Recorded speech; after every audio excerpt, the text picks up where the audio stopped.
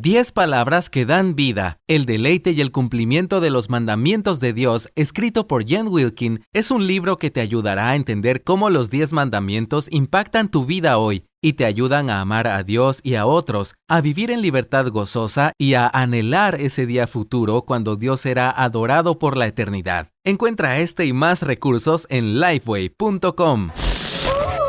Abuela, ¿qué ojos tan grandes tiene? Son para verte mejor, querida. Abuela, ¿qué nariz tan grande tienes? Es para olerte. ¿Qué tal lo hago? Todos conocemos el famoso cuento de la Caperucita Roja y recordamos esa escena cuando el lobo se disfraza de la abuelita para tratar de atraparla. Pero Caperucita, muy atenta a los detalles, observa que el tamaño de los ojos, la forma de la nariz y lo afilado de los dientes no eran características propias de la tierna abuelita. Asimismo, hoy encontramos falsos maestros entre nosotros, a quienes la Biblia describe como lobos voraces disfrazados de oveja que amenazan a la Iglesia de Cristo. ¿Cómo podemos reconocerlos? ¿Cuáles son las marcas distintivas de un falso maestro? ¿Y cómo debemos responder? Sobre esto y más conversaremos hoy con nuestro invitado especial, el pastor Juan Manuel Vaz.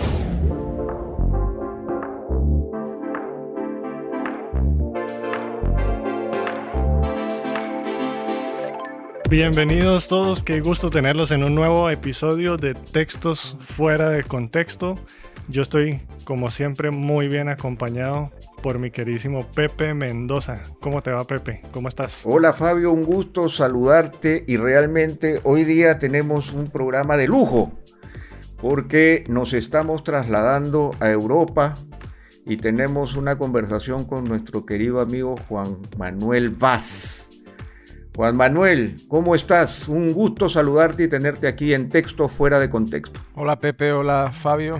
Para mí es un verdadero privilegio poder compartir con vosotros estos minutos, este tiempo edificante y esperando de verdad, de todo corazón, que pueda ser de edificación para todos aquellos que lleguen a escucharlo. Me siento muy gozoso, de verdad, de participar con vosotros y estar haciendo cada día más y más amistades en el Señor.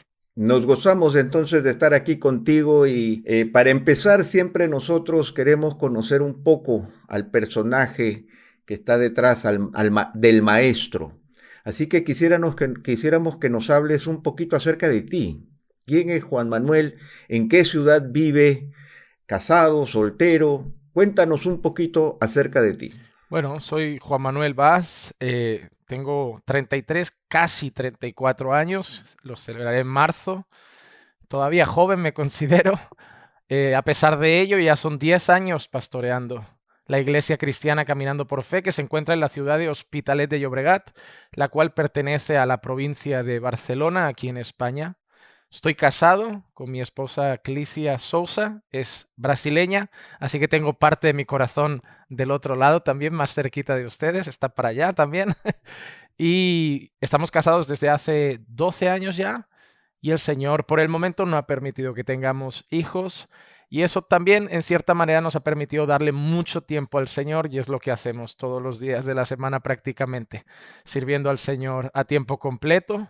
Estudié Administración y Dirección de Empresas. Antes de conocer al Señor ya había iniciado mis estudios, los terminé ya conociendo al Señor, y actualmente estoy estudiando en el Southern Baptist Theological Seminary, y estoy cursando ahí también mis estudios teológicos para seguir aprendiendo, formándome y edificando todo lo que pueda a la Iglesia de Cristo conforme vaya aprendiendo más y más de la palabra de Dios. Juan Manuel, una pregunta curiosa que tiene que ver justamente con tu realidad de cristiano en Europa. Cuéntanos muy brevemente, ya que no es el tema de nuestra conversación, ¿cómo es ser cristiano en la Europa del siglo XXI? Tengo como el corazón dividido. Por un lado, me alegra ver una cosa que es curiosa, siempre lo describo de esta manera. Los evangélicos normalmente en los coches y en algunos lugares se identifican con ese pececito. Y yo recuerdo en mi niñez, aquí en Barcelona, yo iba por la carretera constantemente y no sé si es que no le prestaba atención o no habían casi pececitos en los coches. Si bien es cierto que ahora normalmente cuando salgo se ven bastantes y eso en parte me alegra. Me alegra que el cristianismo está aflorando por estos lugares. Se están abriendo muchas iglesias también en Barcelona y en el resto de España. El número de iglesias que se están fundando y abriendo cada vez son más. Sin embargo, reconozco que una de las cosas que me entristece es el tipo de iglesia también que en su mayoría se está fundando, porque a veces no me puedo alegrar solo con que se abran iglesias y saber que no son sanas y no representan bien el evangelio y no representan bien al Señor. Al final no vale cualquier tipo de religión o de cristianismo. Sí que sí se ve iglesias creciendo y apareciendo, pero faltan muchas iglesias saludables, iglesias bíblicas, y además luchamos en un contexto donde el rechazo hacia la religión, el rechazo hacia la fe, el rechazo hacia Dios es visible. Un país muy liberal en cuanto a valores, donde la juventud está entregada al vicio ya cada vez a una edad más temprana, donde el feminismo, ideología de género tienen muchísima fuerza y donde estamos bajo presión con todas las leyes, valores y la moral que vive nuestra sociedad. Pero gracias a Dios también el Señor es fiel, sostiene a su pueblo y también Dios está edificando iglesias saludables en medio de todo eso. Pero debemos seguir orando y trabajando. Hablando un poquito acerca del ministerio al cual el Señor te ha llamado, mencionabas el pastorado en la iglesia desde hace 10 años, pero también es posible que algunos de la audiencia te ubican no tanto por la iglesia Caminando por Fe, es que se llama, ¿cierto? Pero te identifica más por tu canal de YouTube. Así es. Y los videos que tú subes. ¿Cómo fue que nació así brevemente esta iniciativa de tu canal y el contenido que subes? Bueno, yo tenía mi perfil de Facebook, como muchas personas, donde publicaba fotos y bueno, cuando empecé el ministerio, pues frases o extractos de algunos sermones de 1 minuto y cosas similares. Y recuerdo que se me acercó una hermana de la iglesia y me dijo, pastor, ¿usted ha pensado en abrir una página y un canal? Y digo, ¿por qué? Me dice, no, porque el perfil está bien, pero en esto de los amigos máximo tendrá 5.000, las páginas no tienen límites, los canales pueden llegar a mucha gente. Y le dije, ya, pero no es lo que yo pensaba, yo las ponía para mí, para la gente que están aquí en mi entorno, para la iglesia. Y ella me dijo esta frase, lo recordaré, pero nunca se sabe dónde Dios lo quiera llevar. Y dije, bueno, ¿sabes qué? Te hago caso, total, si no crece tampoco pasa nada porque no era la intención. Y tiempo después, pues pasó lo que pasó, pues ya son casi 200.000 suscriptores en YouTube y la página de Facebook, que actualmente estamos teniendo bastante batalla, la original, pues contaba con más de 500.000 ya seguidores. Y bueno, ahora mismo tenemos una lucha con la plataforma, pero bueno, ahí seguimos batallando. Sí, pues sí, uno no sabe qué es lo que el Señor quiere hacer y estoy seguro que muchos han sido bendecidos a través del contenido que subes, pero no solo es contenido digital. También recientemente escribiste un pequeño libro con Lifeway o Tu Fidelidad. Así es. Cuéntanos un poquito de qué trata el libro. Bueno, tengo que recalcar que el libro habría sido un desastre si Pepe no me hubiera ayudado. Yo creo que el 75% del libro es de Pepe, el 25% del libro es mío. Pero no, la verdad fue una experiencia muy bonita, fue algo que había estado escribiendo hace un poquito de tiempo. Lo comentamos con Lifeway, a Lifeway le gustó la idea, me plantearon el proyecto de lectura fácil, la idea también me pareció el motivo por el cual lo querían hacer, llegar a personas que quizás estaban iniciando en la lectura y a lo mejor un libro de 300 páginas les asustaba un poco. Entonces, bueno, todo se encajó. Pepe fue de una tremenda bendición, una gran ayuda en el proceso. Y bueno, cuando lo recibí en mis manos, el poder ver las ideas sobre la fidelidad de Dios hacia nosotros y al mismo tiempo cómo nosotros respondemos con nuestra fidelidad hacia Él cuando entendemos esa enorme fidelidad, esa fidelidad mutua que por amor se guarda y verla plasmada en ese librito y haber recibido, la verdad, tantos mensajes, sobre todo fotos de personas que se lo compraban y en otros países se hacían la foto con el libro, me la hacían llegar, mira, por fin lo tenemos y no, a mí de verdad me ha llenado de muchas alegrías. El libro ha sido de mucha bendición para muchas personas que me han escrito, pero sobre todo a mí también me ha traído mucha alegría al corazón. Está bien, Juan Manuel. Y una última pregunta que no puede faltar. Primero, porque eres español. Segundo, porque estás casado con una brasileña. Y tercero... Voy con Brasil en el Mundial. Ah, bueno, esa era una. Pero tú sabes que aquí en Latinoamérica la gente es súper fan del fútbol español. Pues hay de diferentes ligas, pero creo que una dominante. Se van a poner muy tristes A ver. cuando sepan que yo no soy del Barça. Uy, uy, uy. ¿De quién eres? ¿De quién eres? Uy, uy, uy. Justo este domingo hice un comentario. Porque vives en Barcelona, ¿no? Vives en Barcelona. Vivo en Barcelona, por eso no Pero puedo. no eres del Barça. Por eso no puedo hablar mucho de esto. Pero es que no soy ni del Barça ni del Madrid. Yo siempre digo a las personas que desde pequeñito era del Barça, porque uno nace en una casa aquí en Barcelona, tú naces en una casa y como papá sea del Barça, a ti te hacen del Barça, tú no escoges. Esto es la soberana elección de tu padre. O sea, te compran la camiseta del Barça, los zapatos del Barça, te cantan, te ponen los partidos y es como tú eres del Barça porque yo soy del Barça. Pero claro, uno crece y al final uno tiene ya sentido común y dice, no, pero mi padre, ¿por qué deja de cenar cuando el Barça pierde? Digo, no, ser del Barça es muy doloroso. Mi padre era bien aficionado hasta el punto que si el Barça perdía algún partido y mi padre no había cenado, ese día ya no cenaba, se le cerraba el estómago. Ya. Y Wow. no, yo le dije, yo un día no sé, por divertirme se me ocurrió, yo tengo familia en el sur de España, en Andalucía. Y en Andalucía la rivalidad ya no es Barça en Madrid, es Sevilla y Betis. Ok. Y yo pues dije, no, me voy a ir con los perdedores, con los que pierden siempre y lo celebran igual. Y bueno, actualmente la verdad, soy del Betis. Ok. No veo mucho fútbol, pero soy aficionado del Betis. Y tengo que decir que este año vamos mejor que el Barça. Pero bueno, no Sí, quiero bueno, que hay nadie se mucho- ofenda. Hay mucha tela para cortar ahí, pero gracias Sí. Juan Manuel por contarnos un poquito acerca de ti. La verdad es que es un gusto tenerte aquí en el programa. Para mí también. Bueno, Juan Manuel, vamos a entrar de lleno a materia. Así que entramos a textos fuera de contexto. Y justamente hemos hablado y tú has tenido la oportunidad de difundir material y ahora hay muchas personas, muchos jóvenes, tenemos en las redes, ¿no es cierto?, para bien y para mal, una cantidad incalculable de prédicas, sermones. Ya no hay iglesia que no publique su sermón dominical, sus clases. Tenemos una multitud de jóvenes, ¿no es cierto?, y adultos también exponiendo sus ideas, buscando tener una plataforma, tratando de influenciar. Y eso nos lleva a entender que existe un tremendo trabajo de cada cristiano de pedirle a Dios discernimiento para todo lo que oímos, no solamente lo que oímos, sino de quién lo oímos. En Mateo 7:15, Jesús le da esta advertencia a sus discípulos. Cuídense de los falsos maestros que vienen a ustedes con vestidos de ovejas, pero por dentro son lobos rapaces.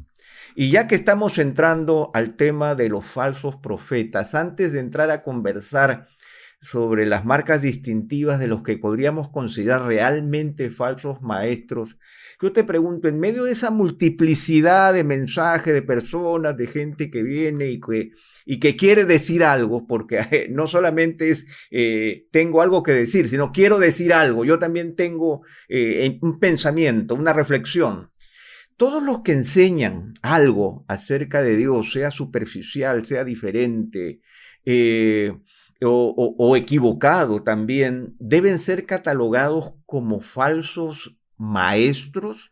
O sea, dentro de todos esos yo tendría que decir, fulanito, este jovencito de 20 años que está escribiendo, le digo, tú eres un falso maestro porque cometen errores en su exposición o interpretación de la Biblia. ¿Cómo los catalogamos? Bueno, yo creo que hay que aprender a diferenciar entre un maestro con errores y un falso maestro. Es decir, yo creo que sería muy soberbio por mi parte considerarme un maestro infalible, como un predicador que nunca va a errar en el blanco. Sí que hacemos un arduo trabajo para intentar entender dentro del contexto todo, analizarlo bien, estudiar las palabras en griego, en hebreo, y lo hacemos con temor, con reverencia, con respeto por el texto, con temor hacia Dios, pero yo creo que sería muy soberbio por mi parte decir, nunca me voy a equivocar. Nunca voy a enseñar algo de manera equivocada. Y yo creo que os puedo dar un ejemplo que además de pastores que amamos, pastores que respetamos y que yo me edifico con sus mensajes. Pero si yo lo viera de esta manera, miren, imagínense un John MacArthur que es cesacionista. y un Miguel Núñez, al que también amamos y admiramos tanto y es continuista. Uno de los dos está enseñando equivocadamente su postura. Una de las dos posturas está equivocada porque ambas no pueden estar en la Biblia. O es cuando hablamos de dispensacionalismo o amilenialismo. Yo he visto entrevistas de Miguel y Sugel, amigos, creo que tienen cierta intimidad en el sentido de que se llevan muy bien, son buenos amigos, y los he visto hablando de las dos posturas distintas en la misma mesa, incluso en cuanto a los dones también. ¿Alguno de los dos lo catalogaríamos como falso maestro? Por supuesto que no, no cometeríamos esa locura. Pero tenemos que decir que uno de los dos en su postura está equivocado, porque no puede ser que la Biblia dé todo el abanico de posturas como correctas. Entonces, debemos ser humildes para reconocer que hay cosas que incluso a veces son complicadas en la Biblia y nuestra capacidad reducida de entender o todavía nuestra falta de madurez, porque quizá con el tiempo empecemos a ampliar un poco más algunos conceptos, nos lleve a ver algunas cosas de manera equivocada. Y yo por eso en el pasado he enseñado algunas cosas que tiempo después he ido a la congregación a decir, Iglesia, creo que esto ahora lo veo con más luz, el Señor creo que me ha mostrado con más claridad su verdad y creo que me equivoqué, pero nunca me consideraron un falso maestro por eso, sino quizá alguien que estaba en un proceso de aprendizaje y cometió un error. Así que no creo que alguien que cometa un error sea ya motivo para catalogarlo como falso maestro o alguien con el que difiera en alguna postura y yo creo que pueda estar equivocado, sea para catalogarlo de esa manera. La mayoría de libros que yo he leído y de autores que leo para edificarme no tienen las mismas posturas y algunos puedo creer que se equivocan en alguna cosa que han podido enseñar, pero siguen siendo buenos teólogos, buenos pastores, buenos maestros, pero no infalibles. Entonces debemos saber diferenciar. Yo creo que claramente las dos cosas, porque si no, al final creo que todos seríamos falsos maestros si un error fuera lo que nos definiera como tal. Hay muchos cristianos entusiastas que, como tú dices, son rápidos para sacar la pistola de la catalogación, podríamos decirlo así, son como del oeste, no sacan rápido y rápidamente elevan el grado, le dan el grado de falso maestro a este y al otro, especialmente en esta cultura de cancelación que existe en nuestro tiempo y que también nos afecta a nosotros los cristianos. Pero yo quería añadir algo y preguntarte quizás en el hecho de muchas veces nosotros sabemos que el espectro teológico del evangelicalismo es muy amplio. Entonces están los reformados, los conservadores, están los pentecostales. Aquellos que tienen una línea doctrinal diferente a la nuestra, yo he visto muchas veces que en las redes, pastores que tienen otra línea doctrinal se les considera ya como falsos maestros porque mantienen su línea doctrinal específica. ¿Cuál sería el consejo en esta misma línea para aquellos que somos muy fáciles a condenar como falso maestro a alguien que realmente pertenece a otra línea dentro del espectro teológico en el que nos desenvolvemos? Yo creo que en primer lugar deberíamos mirar en la Escritura cómo la Escritura define a un falso maestro. Las cosas que la Escritura define a un falso maestro, y no es precisamente que no cometa errores en su teología. No es eso. Lo que la Escritura dice de un falso maestro lo veremos después, pero apunta más a los frutos, a los deseos del corazón, a la manera en que se relaciona con los fundamentos como el Evangelio, pero no con cosas secundarias. Yo es que tengo que reconocer que jamás diría que un hombre como David Wilkerson, que tanto me edificó en el pasado y es un pastor pentecostal hasta donde yo sé, no es un hombre de Dios y lo considero un falso maestro. Puedo diferir en algún punto, como me ha pasado con material que he leído de Leonard Ravenhill u otros hombres, que a lo mejor eran de una línea más carismática y yo puedo diferir en algún punto, pero a la luz de la Escritura son siervos de Dios, aman a Dios, respetan a Dios, ponen a Cristo en el centro de su mensaje, predican con temor y temblor, tienen reverencia, amor por la iglesia, buscan el bien de la iglesia, son desapegados de sus propios intereses y buscan los intereses del reino de Dios. Y cuando sumas todo eso dices, no, tú eres un siervo de Dios, pienso diferente a ti en estas cosas, pero tú eres un siervo de Dios. Entonces debemos ir a la Escritura a la hora de saber ver cómo define la Escritura a un falso maestro y entonces ponerle esa etiqueta, que no está mal ponerla.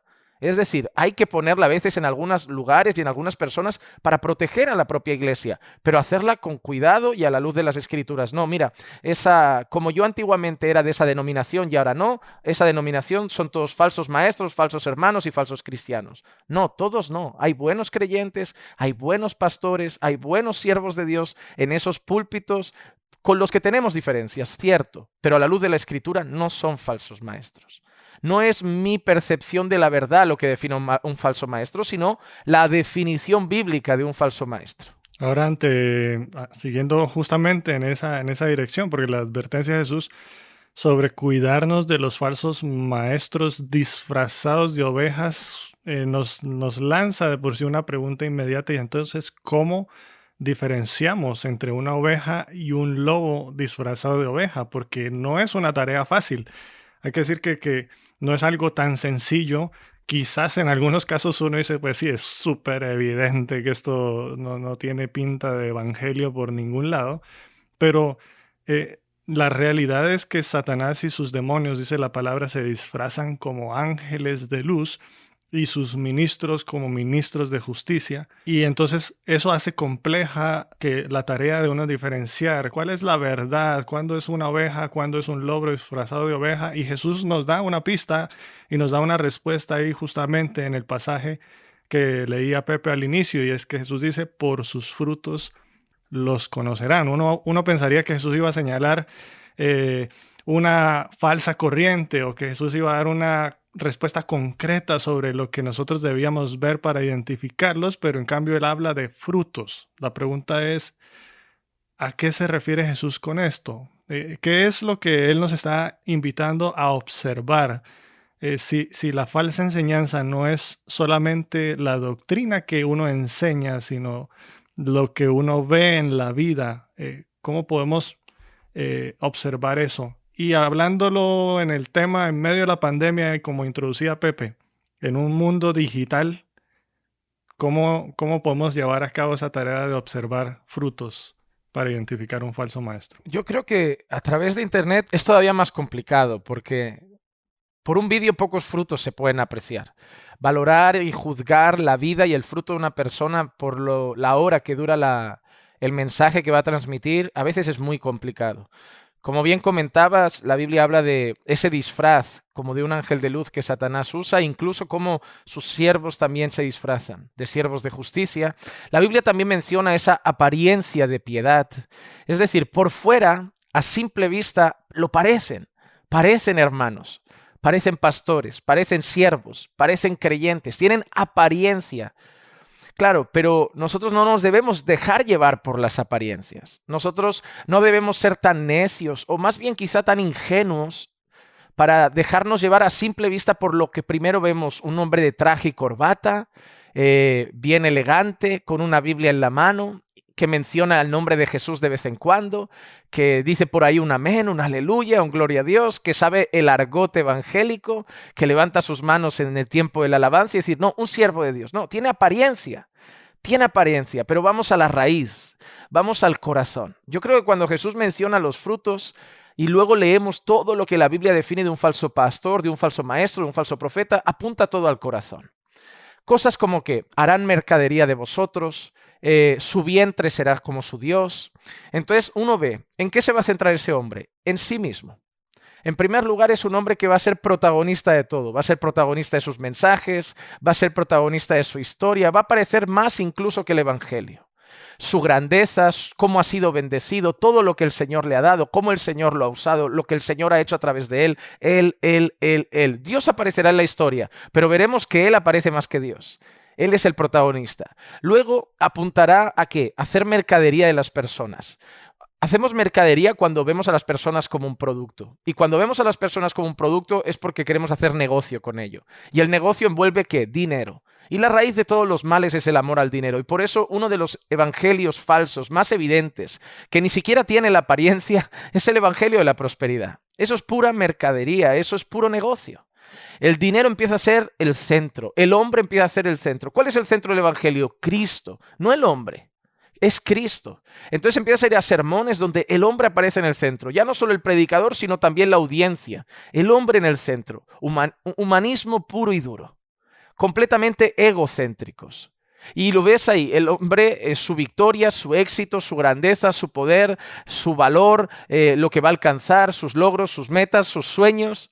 Y tú empiezas a ver cuál es la motivación del corazón de estas personas. Cosas vanas y pasajeras, cosas materiales. El reino de Dios no está en primer lugar. Cristo aparece parcialmente en la historia. El evangelio apenas se muestra. La palabra arrepiéntete no aparece. La palabra niégate a ti mismo no aparece. La palabra toma tu cruz no aparece. Aparece la palabra sueña en grande que Dios tiene cosas mayores para ti. Aparece la palabra pisa que todo lo que pise la planta de tus pies será tuyo. Aparece la palabra tú más que Dios. Aparece un hombre grande y un Dios cada vez más pequeño, cuando debería ser un Dios cada vez más grande y un hombre cada vez más diminuto. Entonces vemos que el centro del corazón es el hombre, es lo que el hombre puede conseguir en esta tierra, son bienes materiales, es éxito financiero, son cosas que engrandecen el ego y el corazón del hombre, y Cristo empieza a brillar por su ausencia. Yo creo que los frutos por ahí van también. Van por la motivación del corazón, el deseo del corazón. Y claro, luego empieza uno a sumar las vidas que se viven, el lenguaje que utilizan, sus familias desordenadas, testimonios que no van acorde con lo que la Biblia muestra de un pastor irreprensible, marido de una sola mujer y tantas otras cosas. Entonces, cuando uno suma carácter, testimonio, mensaje, motivación del corazón, que eso llamaríamos frutos, eso es igual a un falso maestro.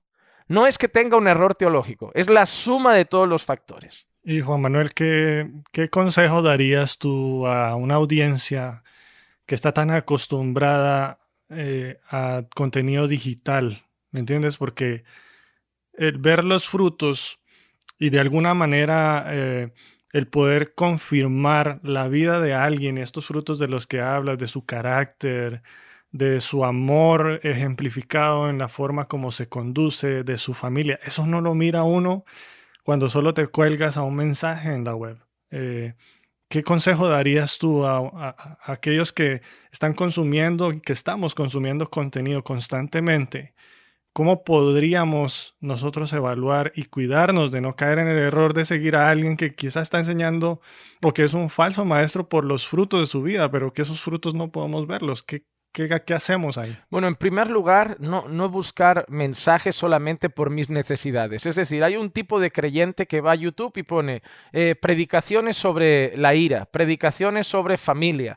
Y lo primero que sale, porque tiene una necesidad, quiere aprender sobre un tema, quiere aprender, pero no ve el autor del mensaje, no conoce la fuente, solamente ve un mensaje que le interesa, un título llamativo. Por eso nosotros en las redes lo sabemos y ponemos títulos que son llamativos, porque las personas lo primero que van a ver antes de darle clic es el título, el nombre de la persona. Por ejemplo, si yo pongo un vídeo en mi canal y pongo Paul Washer, tiene muchas visualizaciones, porque Paul Washer es una persona muy querida, muy admirada, una persona muy respetada, entonces tienen interés de ver qué dijo Paul. Si yo pongo Juan Manuel, tiene menos a lo mejor. ¿Por qué? Por esos temas. Y sabemos cómo funcionan las redes. Las personas, entonces, no se deben dejar llevar solamente por un título o el tema que tengo necesidad. Deberían ser un poco más prudentes y sabias, porque a veces no va a ser un mensaje completo que está mal, pero por dentro va a haber un poquito de levadura que va a leudar toda la masa. Y lo peor es que a lo mejor empiezo a confundirme con las enseñanzas de mi iglesia, empiezo a confundirme con lo que me está enseñando mi pastor, y yo creo que si Dios ha dado pastores, Dios ha dado herramientas en internet como, no sé, páginas como Coalición y otras páginas que tienen fuentes donde puedes encontrar iglesias saludables, pastores recomendados, libros recomendados. ¿Por qué no ir a una de esas fuentes que llevan más años en el Señor, que tienen más conocimiento y simplemente acercarte a lo mejor a tu pastor y decir, pastor, me gustaría ver sermones de esto. ¿Hay algún pastor que me recomiende? ¿Hay algún pastor que usted me podría recomendar como algo útil? ¿Alguna página? ¿Algún libro? Y ahí uno va un poco más confiado. Pero al final uno va a tener que conocer la verdad, porque si su pastor es uno de los que está un poco torcidos, al final no le va a recomendar nada bueno. Entonces, el creyente, ahí vemos la gran responsabilidad de escudriñar las Escrituras. La gran responsabilidad de todo creyente es escudriñar las Escrituras. Porque si al final tú pones tu confianza en tu pastor, al final tienes que tener la plena certeza de que tu pastor es un siervo de Dios y te va a encaminar bien. Entonces, ¿cómo lo sabemos? Al fin y al cabo, escudriñando la palabra del Señor. Tarde o temprano a veces uno se arriesga. Yo a veces quiero probar con predicadores nuevos, es decir, voy a darle una oportunidad a este. Y cuando uno conoce la Escritura, a lo mejor a los 15 minutos dice, no, este no es para mí. No nos vamos a llevar muy bien él y yo con la enseñanza. Entonces, usemos recomendaciones de personas sabias, de personas que tienen más experiencia, más conocimiento, pero sobre todo, profundicemos en el conocimiento de la palabra de Dios, porque al final la mejor defensa contra la mentira es conocer la verdad. Y ahí la importancia también, solo para mencionar antes de que Pepe continúe, que tenía algo para aportar, pero el valor de la iglesia local en medio de un mundo hiperconectado y de un evangelio, como tú decías, casi que es un evangelio a la carta. Uno se mete a buscar lo que yo quiero escuchar. Y de ahí el valor tan importante de una iglesia local en donde tú vives, convives con los hermanos, miras a los hermanos, ves el fruto en la vida de un verdadero creyente y de un verdadero maestro. Es que, Fabio, una cosa, la realidad es esta. Hay una ventaja muy grande en estas plataformas digitales que ahora utilizamos. Gloria a Dios, muchos han abierto los ojos a la verdad, muchos son edificados, pero están provocando, creo que, el mayor número de creyentes consumistas que yo he visto en la historia. Hoy hay un consumismo en relación al evangelio y la iglesia. Se está perdiendo el valor de la iglesia local. ¿Por qué? Porque me uno al culto virtual de una iglesia y ya no siento tanto la necesidad de desplazarme. A mí hay gente que me ha escrito diciendo, te considero mi pastor. Y digo, perdona, yo no soy tu pastor. Yo soy un hombre que a lo mejor tú en las redes sigues su contenido y te edificas con sus mensajes. Y puedes hasta escribir un mensaje y pedir un consejo y te lo pueden dar. Pero no soy tu pastor. Yo no velo por tu alma. Yo no estoy orando por ti. Ni siquiera sé quién eres. No conozco tu vida. No veo tu carácter. No veo tus pecados por si hay que corregirlos. Yo no soy tu pastor. Pero eso me lo encuentro cada vez más. Personas que se están acomodando en el sofá de su casa, que se levantan por la mañana, que ven el culto en pijama y dicen, no, eso ya fue mi culto al Señor, nadie se mete en mi vida, yo me edifico suficiente. Hoy me apetece que familia, hoy me apetece que sobre la santidad, hoy me apetece que sobre el perdón, hoy me apetece... Y al final se están cada vez desfragmentando más las relaciones con la iglesia local, con pastores, y eso a mí me preocupa. Y me preocupa como creyente y me preocupa como pastor. Me preocupa mucho el desapego que estoy viendo en muchas personas con la iglesia local, por abrazar una iglesia virtual que no es la iglesia. Porque el culto virtual no es un culto, la iglesia virtual no es la iglesia, y eso no es lo que el Señor quiere. No está mal, pero eso tiene que ser un extra a nuestra comunión con el pueblo de Dios. No puede ser nuestro alimento principal. Es muy importante lo que estás diciendo y creo que es una lucha la que todos nosotros mantenemos, aún los que estamos haciendo este podcast, porque realmente el medio que estamos utilizando para hablar de lo que estamos hablando es justamente el medio que estamos discutiendo, ¿no? Por lo tanto, el llamado a reconocer la importancia de la iglesia local, el llamado a la comunión de los hermanos, a perseverar en la doctrina de los apóstoles, en la comunión con unos con otros, en el partimiento del pan y en las oraciones, sigue siendo clave para la vida de la iglesia. No es la iglesia primitiva, sigue siendo la única realidad sostenible que puede hacer que nosotros crezcamos espiritualmente. Todos los otros medios son medios adyacentes que colaboran siempre y cuando se mantengan bajo ese mismo paradigma, el paradigma de una iglesia local vibrante, donde nosotros rendimos cuentas mutuamente y donde nosotros, hierro con hierro se aguza, no podemos afilar dos cuchillos por internet. Definitivamente quedamos romos porque no hay posibilidad de afilarnos, porque nos necesitamos mutuamente. Por eso yo quisiera que profundices un poco, Juan Manuel, en algo que has repetido varias veces y que has dicho, ¿cuáles son los elementos personales que yo necesito para, por ejemplo, responder a la exhortación que hace el apóstol Juan? Amados, no crean a todo espíritu, sino prueben los espíritus para ver si son de Dios, porque muchos falsos profetas han salido al mundo. O sea, oye, simplemente el apóstol Juan está poniendo la carga sobre mí, ¿no? No crean a todo espíritu, prueben los espíritus, porque hay muchos falsos profetas. Tú has insistido en el conocimiento personal de la Escritura, tú has insistido en la vida de iglesia, pero yo quisiera que abundes en esto, porque justamente nosotros vemos la atomización de los mensajes, el consumismo de los mensajes, el hecho de que la gente va con urgencia, ¿no? Me acabo de enojar, la ira. Quiero esa píldora, quiero esa aspirina que me calme el dolor de cabeza espiritual que yo tengo ahora. Pero en realidad se requiere de disciplina espiritual para poder para no creer a todo espíritu y poder probar a los espíritus. No es que yo voy y uso mi super discernimiento y ahora lo sé todo. ¿Qué consejos nos das para poder responder a la exhortación de Juan? Sí, la verdad es muy interesante porque Juan no dice, vénganme a mí a preguntar por tal persona cuando la encuentren y yo les digo si ese es de Dios o no. El apóstol Juan sabe, bueno, y nosotros vemos un contexto en el que se habla mucho de anticristos, de mentirosos que se están levantando. Incluso dice que en medio del pueblo de Dios se levantarían. No vendrán todos de fuera, se van a levantar entre nosotros.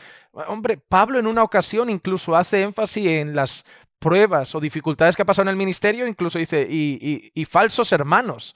Y Pablo habla de falsos hermanos, o sea, no solo falsos maestros, falsos hermanos. La vida cristiana requiere mucho discernimiento. Somos enviados como ovejas en medio de lobos. Sabemos que la iglesia del Señor es una, pero en la iglesia visible, en la que se reúne cada domingo, probablemente en esa misma sala pueden haber ovejas, pero también cabras. Y pueden haber incluso lobos. Y necesitamos tener discernimiento y sabiduría. La pregunta es, ¿cómo? ¿Cómo alcanzo ese discernimiento y esa sabiduría? ¿Cómo alcanzo esa capacidad? ¿Cómo a lo mejor mi pastor puede discernir entre qué predicador o no escuchar? Y yo tengo que ir a mi pastor y decirle, pastor, ¿qué me recomienda? ¿Por qué él no va a otro a preguntar? ¿Por qué él es capaz de hacerlo solo? Pues solo hay una manera. Crecer en el Señor, como las Escrituras dicen, creced en la gracia y el conocimiento de nuestro Señor Jesucristo. Esto es una realidad bíblica para el creyente. Desead como niños recién nacidos la leche pura de la palabra. Escudriñad las Escrituras porque en ellas os parece que tienen la vida eterna. Mirad a los bereanos, que eran más nobles que ellos, y cada vez que yo salía revisaban el mensaje para ver si lo que había dicho estaba bien. Pero no queremos ser disciplinados. Vivimos en un tiempo en el que la gente quiere lograr mucho con poco. Hablo con mi esposa mucho últimamente de este tema, que queremos el éxito sin el sacrificio. Queremos el fruto sin haber sembrado, regado, cosechado. Queremos plantar el árbol y que mañana yo ya tenga la fruta. No, una vez alguien dijo, ¿cuál es el mejor momento para plantar un árbol? Y dijo, hace 25 años. Porque la mayoría de árboles demoran mucho en dar fruto. Y si hoy quiero el fruto, ya voy atrasado. Así que mejor empiezo hoy y ya sé que voy a tardar 25 años. La vida cristiana es así, es un crecimiento progresivo, es una madurez progresiva, pero requiere mucha disciplina. Disciplina en la lectura bíblica, en el estudio de las Escrituras, en la oración, en la comunión con la iglesia. Y cuando yo tengo disciplina en las disciplinas espirituales, entonces yo empezaré a crecer en el conocimiento, crecer en madurez. El propio Señor, a través de su Santo Espíritu, me guiará en todo el conocimiento que he adquirido para poder discernir lo que tengo delante y saber lo que me conviene. Pero no solo en cuanto a eso, me va a ayudar a discernir qué amistades me convienen. Me va a ayudar a discernir cuál es la iglesia adecuada en la que congregar y crecer. Me va a ayudar a discernir qué predicador debo escuchar. Me va a ayudar a discernir qué libro es apto para que yo lea. Me va a ayudar a discernir qué película es buena que vea o que deje de ver. Me va a ayudar a discernir en qué ambientes estar y qué ambientes evitar. Ya no solo me va a ayudar en cuanto a los falsos maestros. El conocimiento de Dios me va a ayudar en una cosmovisión que se va a ampliar a la luz de las Escrituras y voy a empezar a ver el mundo bajo el prisma de Dios. Y entonces cuando vea a ese pastor diré, no, mira, lo que Dios dice de un pastor es esto. ¿Y por qué lo sé? No porque me lo ha dicho mi pastor, porque lo he visto en las Escrituras, lo he aprendido en las Escrituras. Y lo que Dios dice de un pastor no lo veo en ese hombre, por lo tanto lo desecho. No porque alguien me lo dice, sino porque no está reflejado en las verdades bíblicas sobre lo que es un siervo de Dios. Entonces el creyente debe entender que sumergirse en las Escrituras no es una opción, es una necesidad. Estudiar la palabra de Dios es una necesidad. No buscar solo el versículo del día para ver qué promesa Dios tiene para mi vida. Conocer a Dios. conocer a Dios. El fin del creyente es conocer a aquel al que servimos, conocer a aquel al que adoramos, conocer a aquel que nos guía, conocer a aquel que nos ama, conocer a aquel que entregó a su Hijo a morir por nuestros pecados, conocer su voluntad, conocer sus propósitos. Y cuando yo profundice en eso, yo tendré capacidad de discernir lo que tengo delante de mis ojos. Yo quisiera, Juan Manuel, añadir a esta excelente exhortación que has hecho a buscar al Señor con todo el corazón y que tiene que ver justamente con el primer y grande mandamiento, amar a Dios con todo el corazón, la mente, las fuerzas. Pero yo quiero preguntarte, tú como pastor joven, muchas veces hay las quejas de creyentes jóvenes que conocen mucho del mundo virtual y recurren a sus pastores para averiguar, y los pastores no conocen a esos personajes, ¿no? Ellos están reducidos a sus libros, están reducidos a su conferencia local o a su denominación, pero no son capaces de responder a sus creyentes jóvenes sobre todo lo que ellos ven, porque realmente, como sabemos, consumen mucho. Tú como pastor, ¿qué consejo le das a otros pastores con respecto a su responsabilidad también de probar los espíritus? O sea, ahora los espíritus ya no solamente son los que están alrededor de mi iglesia y en el mismo barrio, sino que están en el mundo virtual. ¿Qué les aconsejarías a los pastores con respecto a su responsabilidad de probar esa multiplicidad de espíritus que ahora se dan en el mundo virtual? Yo, en cuanto a la relación con los hermanos que uno pastorea, yo creo que la confianza y la cercanía son muy importantes. Porque cuando un pastor no tiene confianza ni cercanía con su congregación, no sabe ni lo que está comiendo fuera. Todos sabemos que muchos de ellos ven predicaciones por YouTube. No tiene nada de malo. Hay días que no hay culto, están en su casa y quieren ver una predicación. Está bien, es lícito y además, gloria a Dios, se van a edificar. Pero los pastores, si no tenemos confianza con ellos, si no tenemos trato mutuo, no vamos a saber realmente qué están viendo y puede suponer un problema el día de mañana. Pueden estar viendo, no sé, algún movimiento judaizante, creyendo que es algo muy espiritual, muy profundo, y mañana llegan a la iglesia y de golpe te preguntan, oye, pero ¿por qué no seguimos celebrando el Sabbat? O cosas así, tú dices, ¿qué estás escuchando? ¿Qué estás escuchando? Porque esa pregunta no ha nacido por casualidad. A mí me llegó un chico una vez y me dijo, ¿por qué no decimos Yeshua en vez de Jesús? Y digo, yo ya sé por dónde van. Digo, ¿a quién escuchas? Porque eso no ha sido leyendo la palabra de Dios, porque ahí no está Yeshua. En el libro que tienes tú en español no aparece, entonces tú estás escuchando a alguien. Entonces yo creo que es un trabajo extra, sí, pero es el trabajo que nos toca en este tiempo. Y yo creo que uno es verificar que está escuchando la iglesia cuando es posible, intentar esforzarnos un poco en dedicar un tiempo y decir, mira, voy a ver qué está escuchando, voy a conocer ese predicador, voy a intentar investigar un poco y hasta si tengo tiempo ver algún mensaje para intentar analizarlo y así cuidar el corazón de esa oveja y decir, mira, hermano, lo he analizado un poco y en el amor del Señor no soy quien para decirte lo que debes o no escuchar o ver, pero yo no te lo recomiendo. Nosotros, por ejemplo, en la iglesia hemos determinado hacer una lista de predicadores recomendados, porque así y es bien amplia, así cuando tienen ganas de decir, mira, hay una lista de predicadores en español, en inglés, y entonces dicen, voy a buscar de estos, y tienen lista para vivir toda la vida tranquilamente escuchando mensajes. Y vamos sumando algunos más a esa lista, pero eso nos da una tranquilidad. Que a pesar de que no todos son de la misma línea 100%, son hombres de Dios, mensajes edificantes, y así guardamos también. Porque sabemos que no podemos decirle, no veáis nada en casa, solo ved los de vuestra iglesia. Claro que no, pero al menos sed prudentes en lo que vais a ver. Sed prudentes en lo que vais a escuchar y yo como Samo he elaborado una lista para intentar haceros una lista de sugerencias que pueden ser útiles. Si veis otro que os gusta, no sé, hacedmelo llegar, intento verlo, intento daros un consejo, pero hay que velar por lo que están tomando como alimento fuera de la iglesia local también nuestros hermanos, porque al final va a condicionar su vida. A veces ven más mensajes de YouTube que en la propia iglesia local. Entonces es importante saber lo que están viendo. Aquí es donde hace también tanto sentido las palabras de Pablo a Timoteo cuando le dijo, tú sin embargo persiste en las cosas que has aprendido y de las cuales te convenciste, sabiendo de quiénes las has aprendido.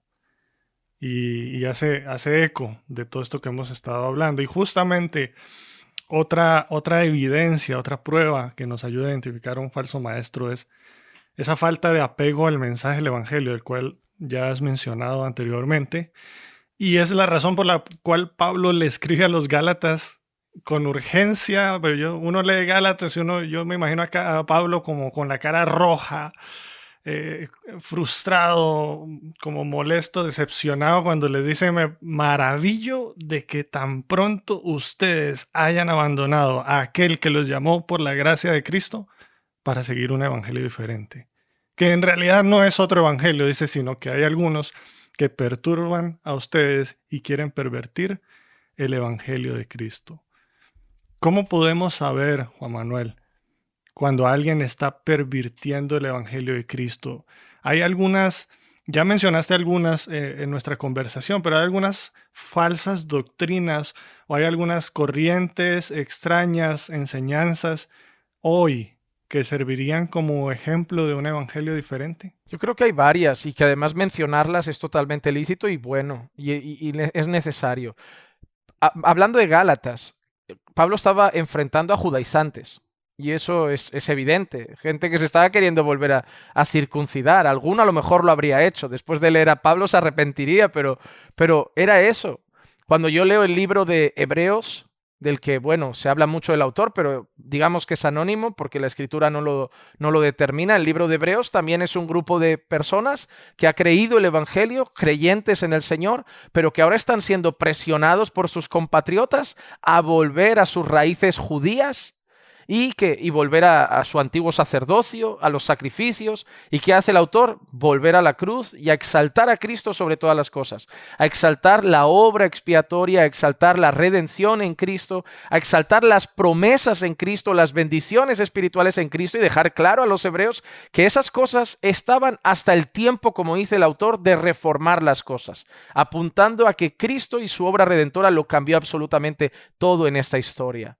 El mensaje del evangelio es ese, es Cristo y Cristo crucificado. Es todo lo que Cristo alcanzó en la cruz del Calvario. Es la persona de Cristo, la obra de Cristo, muerte de Cristo, resurrección de Cristo, ascensión de Cristo y segunda venida de Cristo. Es Cristo, Cristo, Cristo.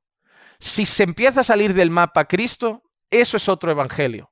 A veces hablamos de otros temas, pero al final apuntan a Cristo. Cristo es la base, Cristo es el que da el poder para eso, Cristo es la fuerza para eso, Cristo es la esencia de eso, Cristo es lo que hace eso posible, pero Cristo sigue en el centro. En el mensaje estará Cristo. No habrá nada fuera de Cristo. No habrá nada fuera del evangelio y de todo lo que Cristo logró en la cruz del Calvario. Pero nosotros vemos a los judaizantes que apartan a Cristo de la historia y vuelven a ¿qué? Si tú escuchas a un judaizante, la palabra Torá aparece 1000 veces más que la palabra Cristo. La palabra Torá. Movimientos como volviendo a las raíces hebreas y que quiere que todo el mundo vuelva a judaizarse, que el cristiano se vuelva un judío, en pocas palabras, un judío.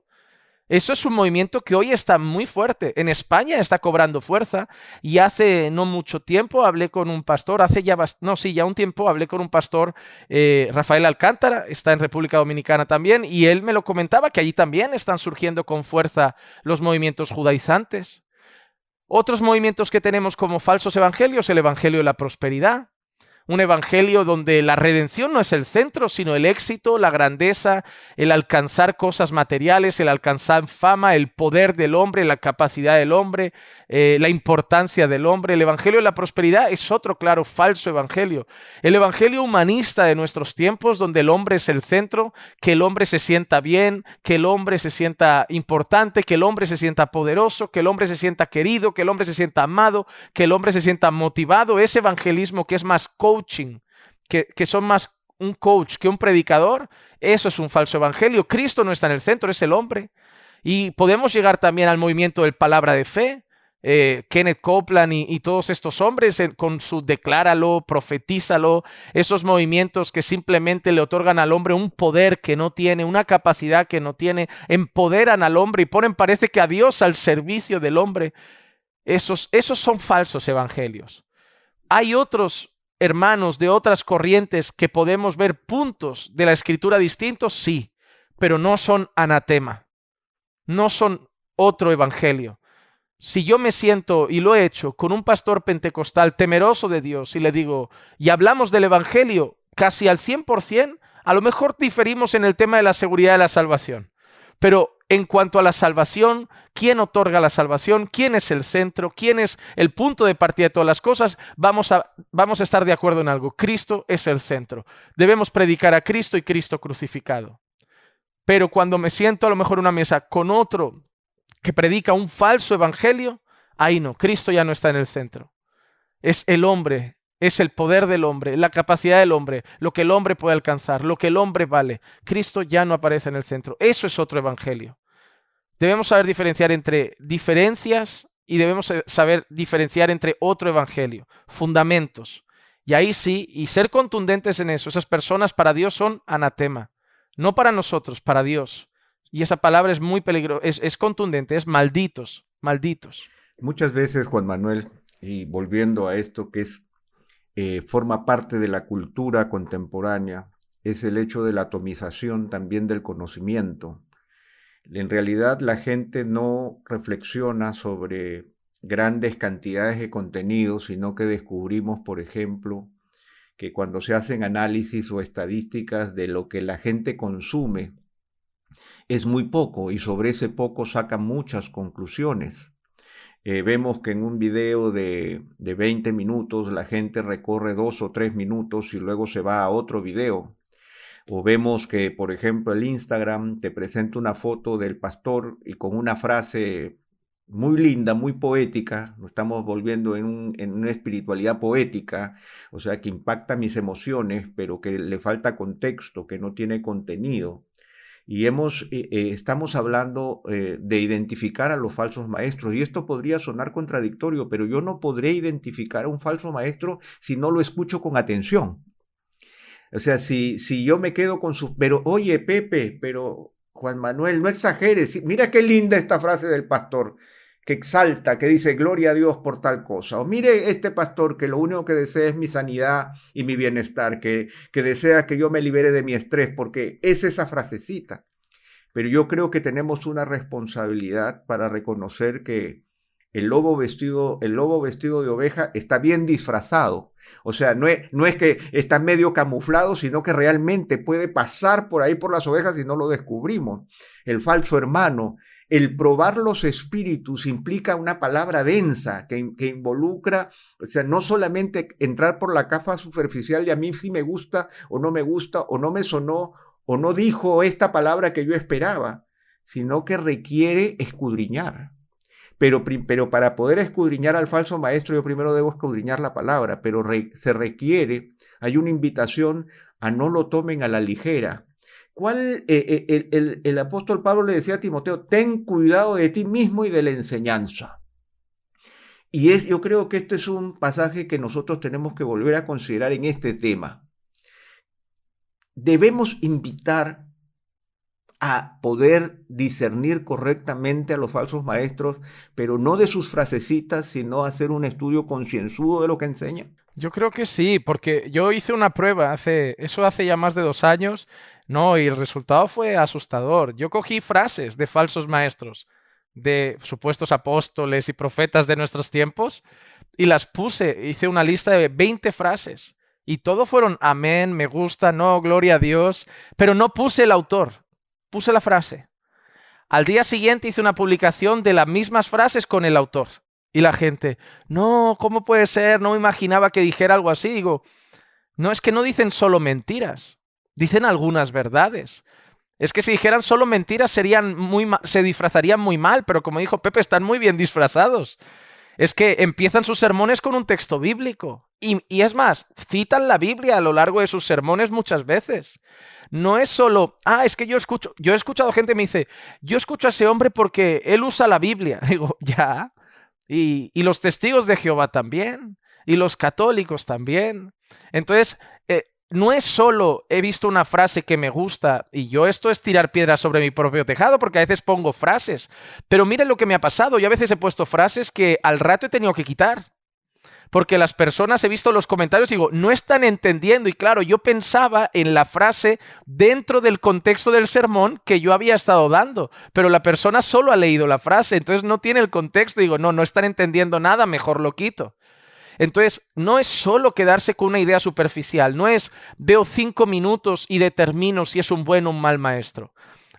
Yo trabajo mucho con vídeos cortos, y yo creo que en varias plataformas, Buenos Pastores también se lo he visto, extractos de sermones de 1 minuto y medio, 2 minutos. Yo he visto vídeos cortos de falsos maestros que son buenos, que son bíblicos, que son correctos, pero no me puedo quedar con esos 2 minutos. Tengo la responsabilidad de conocer lo que enseña esa persona en profundidad. No significa que me voy a dar ahora el tiempo de investigar, voy a ir descubriendo falsos maestros por las redes, viendo cada día 3 o 4 sermones. Pero si por lo que sea veo una persona o voy a catalogar una persona, requiere tiempo. Requiere tiempo. Nadie puede juzgar a Juan Manuel si es un buen o mal maestro por un vídeo de 2 minutos que vio en su canal de YouTube. Va a tener que ver 3, 4 sermones, analizar el contenido de sus enseñanzas y luego tomar la decisión de determinar si lo quiere seguir escuchando. Entonces sí, necesitamos conocer a fondo la Escritura y vamos a necesitar conocer a fondo a la persona que nos está enseñando. Cuando las personas llegan nuevas a nuestra congregación, la mayoría están llegando por las redes. No, es que os conocí por internet, es que os conocí por internet, es que os conocí por internet. Pero nosotros le decimos, tómate un tiempo, conoce ahora nuestra vida, nuestro carácter, nuestra manera de andar, de relacionarnos con la iglesia. Valóralo bien, no te emociones, decir, quiero ser parte de la iglesia porque me gustan los sermones de YouTube. No, ándate con calma, conócenos, vamos a sentarnos, vamos a tomar un café, mira mi vida un tiempo, unos meses y luego saca tu conclusión. Sí, somos una generación muy superficial y por eso somos una generación que está cometiendo tantos errores, porque nos da pereza leer, nos da pereza sentarnos 1 hora a analizar. Prefiero vídeos motivacionales de 5 minutos que me hagan sentirme con ganas de volver a orar que un estudio bíblico sobre la oración de 1 hora y media. Prefiero 3 hojas de unas frases que un libro de 100 páginas sobre los atributos de Dios. Entonces, todo está llevando a una iglesia superficial, con cristianos superficiales, predicación superficial, vidas superficiales, y los pastores tienen una gran responsabilidad de decirle a todo el mundo que Dios, nuestro Dios, no es nada superficial. Es muy profundo, su palabra es muy profunda y requiere estudio profundo para tener una buena y profunda vida y relación con Dios. Una vez Kevin DeYoung escribió, no siempre los lobos suelen saber que son lobos. Y él decía eso en el contexto de un estudio un poco más amplio que había hecho acerca de las doctrinas de la iglesia, de la historia de la iglesia y las herejías que habían surgido a lo largo de la iglesia. Y él hablaba de cómo algunos de estos herejes que fueron señalados como herejes en realidad estaban sinceramente equivocados. No eran como, porque encontramos estos falsos maestros que saben lo que están haciendo y que toman prestado este lenguaje y esto y agarran la palabra y saben por dónde ir y cómo manejarlo. Y él decía, pero también hay otros que hemos visto a lo largo de la historia que genuinamente están equivocados. Y eso me lleva a mí a la última pregunta, Juan Manuel, que no queremos que este tiempo se acabe porque está muy buena la conversación, pero tenemos que aterrizar en este punto, y es la patada voladora que aquí te va, Juan Manuel. Uno de los desafíos que enfrentaba la iglesia en los días del apóstol Pablo y que seguimos enfrentando nosotros hoy es que los falsos maestros no necesariamente venían de afuera, tú lo mencionaste. Creo que es parte de lo que está viviendo también Timoteo y la carta que Pablo, la segunda carta que le habla, y unas advertencias que encontramos ahí. No siempre vienen de afuera, también vienen de adentro, de las mismas bancas de la iglesia. La pregunta es, ¿puede un cristiano llegar a convertirse en un falso maestro? Acabar así va a ser tenso, ¿eh? Puede ser que me equivoque en la respuesta que yo voy a dar, pero bajo mi comprensión de lo que es un falso maestro y haciendo distinción de lo que he dicho al principio entre un falso maestro y un cristiano en error, yo creo que un verdadero cristiano que tiene al Espíritu de Dios, que lo guía en la verdad, que ama a Dios sobre todas las cosas, un creyente cuyo centro de su corazón es el Evangelio, puede cometer errores, pero volverse un siervo del mismo diablo, volverse un falso maestro, no creo que un creyente verdadero pueda llegar a ese punto. Pueden llegar a estar confundidos, pueden llegar a desviarse en algunas doctrinas y cometer graves errores doctrinales, pero un falso maestro como tal, no creo que ningún creyente pueda llegar a serlo. Sí, un creyente confundido, un creyente equivocado, un creyente muy equivocado en algunas cosas, pero no un falso maestro. Porque el creyente nunca va a tener la intención y el fruto del corazón del falso maestro. Puede tener errores, pero no esa intención. Esa intención y ese fruto que define la Biblia del falso maestro, de que su vientre sea su Dios, que haga mercadería del pueblo de Dios, que, no sé, que lleve a la gente al libertinaje, que muchas otras cosas que menciona la Escritura, no lo veo en un creyente. No lo veo. Pero sí errores. Así que haría esa distinción. Creo que un creyente puede llegar a equivocarse mucho, pero no llegar a ser un falso maestro. Como tal, no. Yo creo que un creyente con el Espíritu Santo, con el precioso sello que Dios nos ha regalado, no creo que llegue a ese punto jamás. Queremos agradecerte, Juan Manuel, por este excelente tema que ha sido muy esclarecedor, pero al mismo tiempo ha llamado nuestra atención y ha generado advertencias serias. Yo creo que lo fundamental es entender que cuando hablamos de falsos maestros, no solamente estamos hablando de lo que dicen o dejan de decir, sino que también estamos haciendo una evaluación de su carácter. Yo creo que no podemos olvidar que cuando el apóstol Pablo habla del carácter de los siervos de Dios, lo pone como algo preeminente, porque por sus frutos los conoceréis. Y ese fruto no es solamente su elocuencia o el tamaño de su iglesia o lo inmenso de su ministerio o la capacidad que tiene de poder alcanzar muchos seguidores, sino realmente de un corazón contrito, de un corazón humillado en la presencia de Dios que reconoce a Jesucristo como su Salvador y que no puede dejar, como decía el apóstol Pablo, que no podía callar y que él solo conocía a Cristo y a este crucificado. Él se olvidó de retóricas y de elocuencias y él reconocía que era solamente Cristo el suficiente para cambiar las vidas y reconocer de dónde nos ha sacado el Señor. Esta experiencia de salvación que nos lleva a reconocer que el Señor nos sacó de la misma muerte espiritual para darnos vida, porque así a Él le plació, solamente por gracia en Jesucristo. Pero también es sumamente importante reconocer que, como Juan Manuel ha dicho con tanta claridad, que nosotros somos falibles, que podemos cometer errores, que no siempre nuestra hermenéutica es absolutamente perfecta, que no todas nuestras interpretaciones son absolutas. Pero eso no significa que una persona con esas características ya se convierta en un falso maestro, sino que más bien lo que tiene que haber es este espíritu, ¿no es cierto?, de colaboración mutua, de llamarnos la atención mutua. A veces yo escuchaba a alguien que decía que una teoría no morirá hasta que muera su proponente, porque a veces nos quedamos con una cosa que dijimos y queremos mantenerlo a pesar de que todo demuestra lo contrario. Y yo creo que es importante un espíritu humilde, un espíritu de colaboración.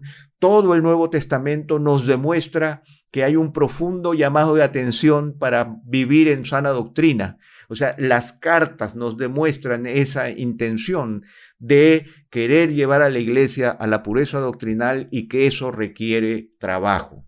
Pero también hemos dicho, y esto es evidente, hemos dicho tantas cosas que resumirlo toma otro podcast, pero también hemos hablado de la responsabilidad que tenemos como creyentes, no solamente de evaluar lo que es correcto o incorrecto, sino de nutrir nuestro corazón con la palabra de Dios y de, por sobre todas las cosas, formar parte de una iglesia local en donde seamos capaces justamente de reconocer aquello que es importante en nuestra vida. Podemos realmente tomar de muchos lugares, pero el modelo de Dios es el modelo de iglesia local en donde crecemos en comunión unos con otros, donde perseveramos juntamente en la doctrina, donde rendimos cuentas, donde participamos de los alimentos mutuamente y donde nos depositamos delante de Dios en oración todos juntos. Y eso es sumamente importante. Y por último, yo creo que también entre los consejos, muchos consejos que hemos recibido, es que también debemos ejercitar nuestro discernimiento en profundidad. No podemos seguir recibiendo mensajes atomizados de aquí, de allá, frases bonitas, poéticas, cositas lindas, si es que antes también no nos tomamos el tiempo para escuchar los mensajes, para saber de qué estamos hablando, para reconocer los errores. Pero para poder reconocerlos, yo primeramente tengo que profundizar en las Escrituras.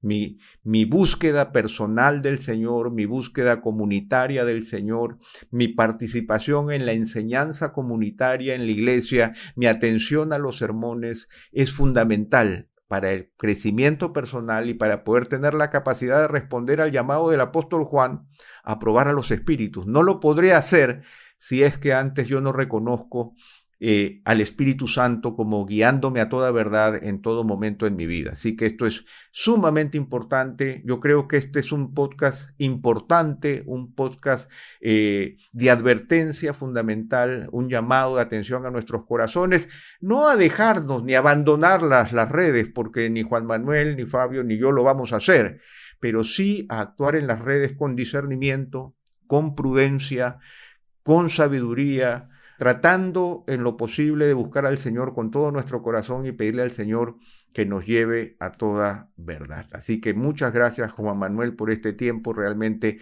apreciamos tu tiempo y esperamos que nuestros oyentes lleguen a este minuto, porque aquí yo los saludo. Queridos oyentes, los saludo ahora. Así que si han llegado hasta aquí, los bendigo, porque están haciendo lo que tienen que hacer. Gracias, Pepe. Gracias, Fabio. Ha sido de verdad una bendición compartir con todos vosotros estos minutos tan edificantes. Muchas gracias a todos ustedes, nuestra querida audiencia, por habernos sintonizado en este episodio de hoy. Como siempre, esperamos que así como fue edificante para nosotros esta conversación con el pastor Juan Manuel, que también haya sido de edificación y de reto para todos ustedes.